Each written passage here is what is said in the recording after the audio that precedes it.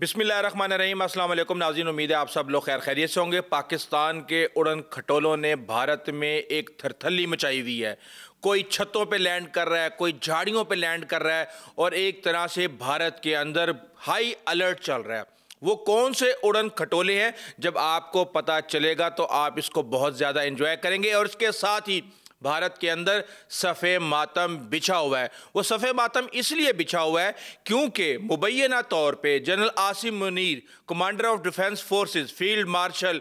इस वक्त जो खबरें हमारे पास आ रही हैं, राइटर्स ने ये खबर दी है और उसके मुताबिक 6 माह में ये तीसरा दौरा अमेरिका का होने जा रहा है। पाकिस्तान की तरफ से इसकी अभी तक कोई भी तरदीद सामने नहीं आई और हम ये देख रहे हैं कि बहुत सी बातें की जा रही हैं भारत में और पाकिस्तान को किसी भी तरीके से फंसाने या नीचा दिखाने के हवाले से हर तरह का जोर लगाया जा रहा है, लेकिन कुदरत को कुछ और ही मंजूर है।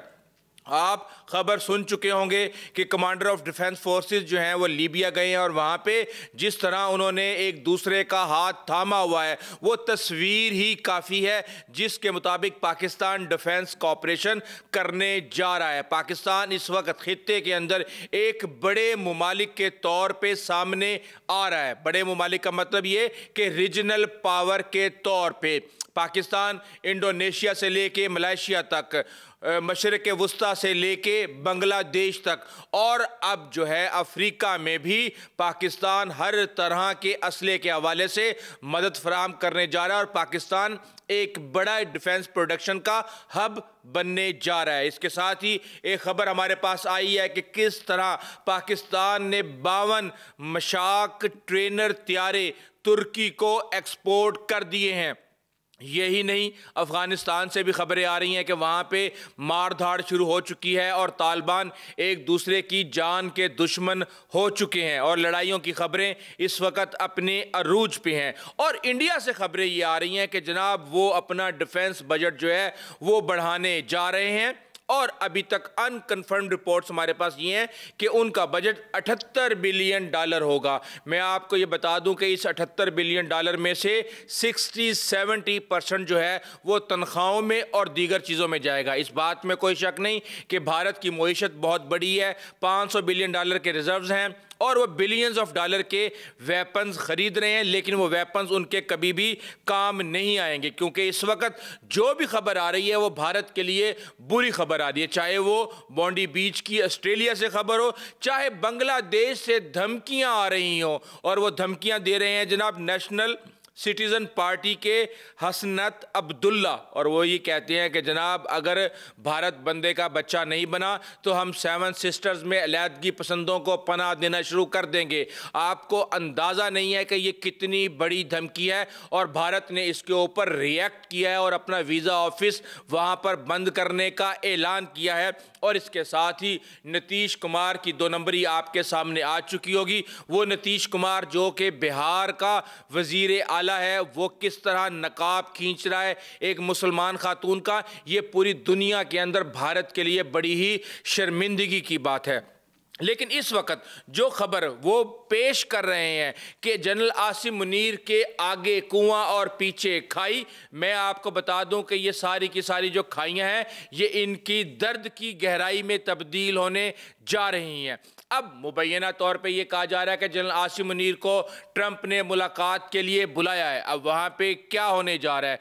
अब बात की जा रही है कि जनाब वहाँ पे तो स्टेबलाइजेशन फोर्सेस की बात की जाएगी और जनरल आसिम मुनीर को कहा जाएगा कि आप अपनी फौज भेजें और हमास को डिसआर्म करें। अब बात सिर्फ इतनी सादा नहीं है। पाकिस्तान क्लियरली ये कह चुका है कि हम वहाँ पे पीस कीपिंग के तौर पे जाएंगे, हम पीस इन्फोर्समेंट के तौर पे हम किसी सूरत भी नहीं जाएंगे। और जो खबरें मेरे पास हैं कि पाकिस्तान ने अपनी एक रेड लाइन खींच दी है, लेकिन भारत ये ववेला मचा रहा है कि जनाब ये तो बहुत बुरा होने जा रहा है और अगर हाँ करता है तो पाकिस्तान के अंदर मारा जाएगा और अगर ना करता है तो फिर ट्रंप जो है वो नाराज हो जाएंगे और पाकिस्तान के लिए बड़ी मुश्किलात पैदा होने जा रही हैं।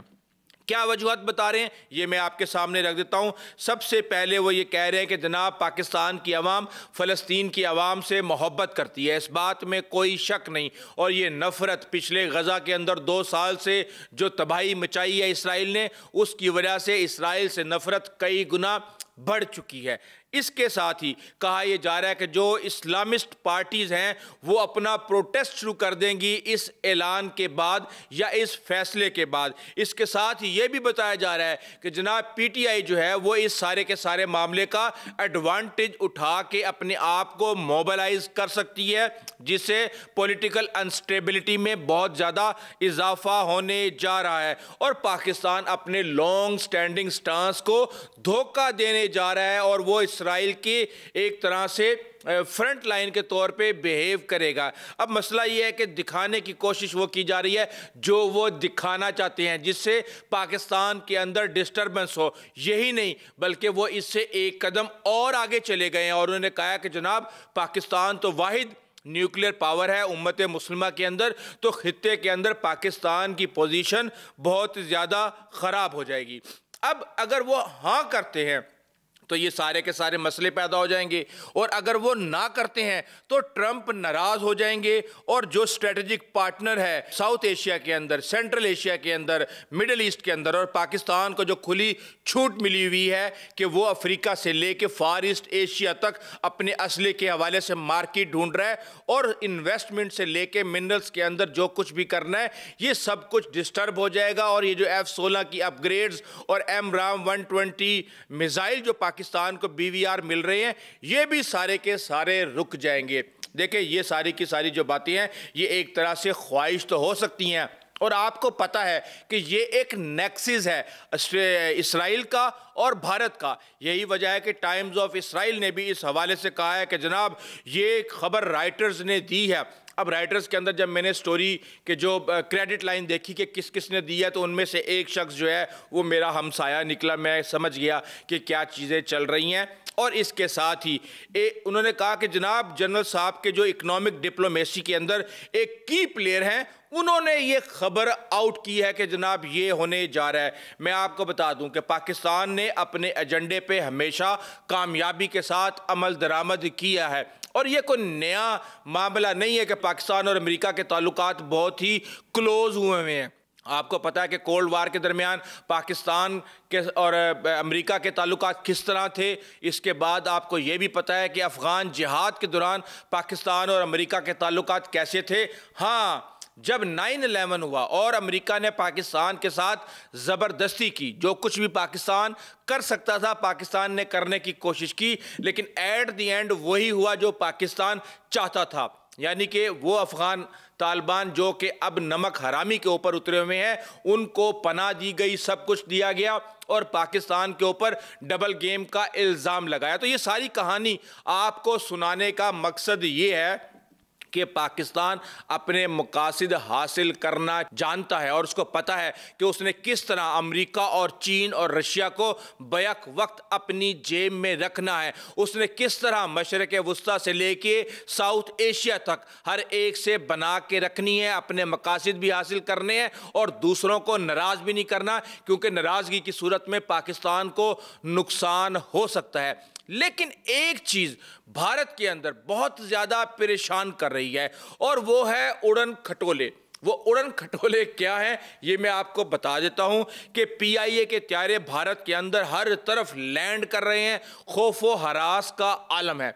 اب یہ اڑن کھٹولے کیا ہیں اس کی تصویر آپ دیکھ سکتے ہیں۔ یہ بچوں کے کھیلنے والے غبارے ہیں، لیکن ان پر جو کچھ لکھا ہوا ہے یہ انتہائی خطرناک ہے، جو کہ بھارت میں ایک خوف کی علامت بنا ہوا ہے۔ اس پہ لکھا ہوا ہے PIA، اور ہم یہ دیکھ رہے ہیں کہ ہماچل پردیش کے اندر اونا ضلع کے اندر چلٹ گاؤں میں دولت پور پولیس کو انفارم کیا گیا کہ جناب ہمارے جو چھت ہے مکان کی اس پر ایک طیارہ آ گیا ہے، اور آپ آ کے اس کی انسپیکشن کریں۔ جب انہوں نے وہاں پہ انسپیکشن کی تو انہوں نے کہا کہ اس کے اندر کسی بھی قسم کا کوئی کیمرہ یا چپ موجود نہیں ہے، تو یہ جاسوسی کا کوئی بھی آلات نہیں ہو سکتا۔ لیکن پھر خبر یہ آئی کہ جناب برہم پور گاؤں کے اندر بھی یہ واقعہ پیش آ چکا ہے، اور وہاں پہ تو انڈین فضائیہ کو بلایا گیا اور انہوں نے کہا کہ اس کے اندر کوئی مانیٹر چپ نہیں ہے۔ لیکن ہم یہ دیکھ رہے ہیں کہ پنجاب سے لے کے راجستھان تک تمام تر پولیس الرٹ ہوئی ہے، اور گاؤں میں، دیہاتوں میں، علاقوں کے اندر ایک خوف کا عالم ہے، اور پولیس جو ہے وہ دوسرے ضلع کے علاقوں سے فون کر کے یہ انفارمیشن لے رہی ہے کہ کہیں یہ اڑن کھٹولا آپ کے علاقے میں تو نہیں آیا۔ اور اس وقت جو بھارت کے اندر خوف طاری ہے، اس حوالے سے ہم یہ دیکھ رہے ہیں کہ 8 دسمبر کو یہاں سے 21 کلومیٹر کے فاصلے پہ جہاں اب یہ اڑن کھٹولا آیا ہے، وہاں پہ گکریٹ قصبہ ہے، ٹھہیرا گاؤں ہے، اور وہاں پہ ایک اسی طرح کا غبارہ آیا ہے جہاں پہ پاکستان کا جھنڈا اس کے اوپر لگا ہوا تھا اور آئی لو پاکستان لکھا ہوا تھا۔ اس کے علاوہ گزشتہ برس بھی ہم نے یہ دیکھا کہ ہماچل پردیش میں کانگڑا ضلع کے اندر جہاز نما غبارہ اترا، اور اس کے بعد اونا، کانگڑا پنجاب اور پنجاب پاکستان، ہم یہ دیکھ رہے ہیں کہ یہ سارے کے ساری جو چیزیں ہیں یہ اس طرح جوڑی جا رہی ہیں پاکستان کے ساتھ کہ اللہ کی پناہ۔ لیکن بات یہ کہ ظاہری سی بات ہے، ہو سکتا ہے کہ پاکستان نے ان غباروں میں گیس بھر کے جب ہوا ہندوستان کی طرف ہو تو ان کو چھوڑ دیا گیا ہو، اور جب ان میں گیس ختم ہوئی ہو تو وہ وہاں پہ لینڈ کر گئے ہوں۔ لیکن یہ پہلی دفعہ نہیں ہوا، اس سے پہلے ہم نے یہ دیکھا تھا کہ جاسوس کبوتر جو ہیں وہ 2020 کے اندر بھارت میں گئے تھے اور ان کے اوپر بڑا وویلا مچایا گیا تھا۔ 2019 میں ٹڈی دل پاکستان سے جب گئی تھی تو اس میں بھی بہت زیادہ خوف و ہراس پھیلا دیا گیا تھا وہاں پہ کہ پاکستان نے کوئی بہت بڑی سازش کر دی ہے۔ لیکن ایک بڑی خبر میں آپ کو بتا دوں کہ پولیس نے ان اڑن کھٹولوں کو اپنی تحویل میں لے لیا ہے، اور اب اس چیز کا خوف پیدا ہوتا جا رہا ہے کہ کہیں بھارت اس کی ریورس انجینئرنگ کر کے خود یہ اڑن کھٹولے نہ بنا لے۔ بہرحال اس حوالے سے ہم آپ کو اپڈیٹ کرتے رہیں گے، لیکن جو بھی چیزیں اس وقت چل رہی ہیں وہ بھارت کے لیے بری خبریں ہیں، اور بھارت کی جو انویسٹمنٹ ہے افغانستان کے اندر وہ بھی آپ کو بہت جلد ڈوبتی ہوئی نظر آئے گی، کیونکہ سراج الدین حقانی اور ملا ہیبت اللہ ایک طرح سے ایک دوسرے کے آمنے سامنے آ چکے ہیں۔ ایک دوسروں کو کافر کہا جا رہا ہے، مرتد کہا جا رہا ہے، اور پتہ نہیں کس کس طرح کے الزام لگائے جا رہے ہیں، جبکہ سراج الدین حقانی یہ کہہ رہے ہیں کہ جب کوئی حکومت جو عوام کے اعتماد اور محبت پر قائم ہو خوف اور دہشت پھیلانا شروع کر دے تو اپنے ہی لوگوں کو ڈرانے دھمکانے تو وہ حکومت نہیں رہتی۔ وہ عام آسان الفاظ کے اندر اپنی حکومت کو یہ بتا رہے ہیں کہ اپنی حرکتوں سے باز آ جائیں۔ یہی وجہ ہے کہ ملا ہیبت اللہ کو بھی ایک بیان جاری کرنا پڑا ہے جس میں انہوں نے کہا ہے کہ غیر ضروری اور لا حاصل معاملات میں الجھنے سے گریز کریں۔ بہرحال یہ معاملات تو اب کہیں سے کہیں پہنچیں گے۔ جو خبریں ہمارے پاس آ رہی ہیں اس کے اندر یہ خبریں ہے کہ افغان طالبان نے اپنی صفوں سے تاجک اور ازبک فوجی جو ان کے تھے یا جو جنگجو تھے ان کو بھی نکالنا شروع کر دیا ہے۔ تو ایک بات کلیئر ہے کہ وہاں پہ 44 یعنی 44% پشتون ہیں، 26% تاجک ہیں، 11% ازبک ہیں، ہزارہ کی آبادی ہے، ادرز ہیں۔ تو اگر اس طرح یہ کریں گے تو افغانستان کے اندر پہلے ہی ان لوگوں نے کسی کو کوئی وزارت نہیں دی ایک شخص کے علاوہ، بقایا وہ بھی ان کا اپنا حصہ تھا۔ تو یہاں پہ ہم دیکھ رہے ہیں